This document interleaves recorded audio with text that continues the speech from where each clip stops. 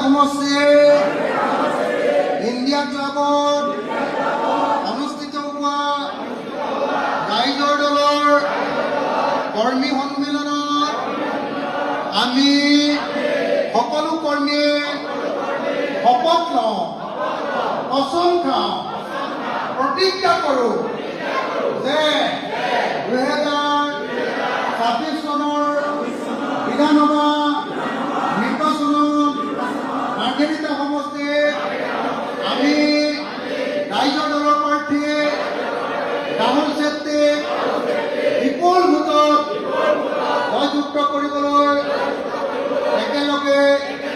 ককাই ভাইৰ দৰে, ভাই ভনীৰ দৰে, বন্ধুৰ দৰে মিলা প্ৰীতিৰে কাম কৰিম। আমি বিজেপিৰ দাদাগিৰি, গুণ্ডাগিৰি, মাফিয়াগিৰি বন্ধ কৰি আমি ৰাইজৰ দলৰ কাৰণে জীৱন আগবঢ়াই দিম।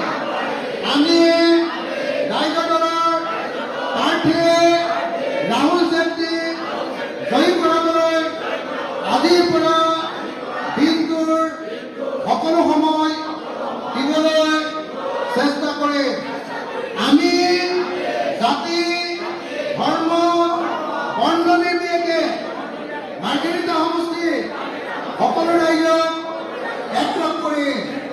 আৰু ভয়মুক্ত অসম, নতুন অসম গঢ়ি তুলিবলৈ ৰাহুল চেত্ৰীৰ ৰাইজৰ দলৰ হাত শক্তিশালী কৰিম। জয়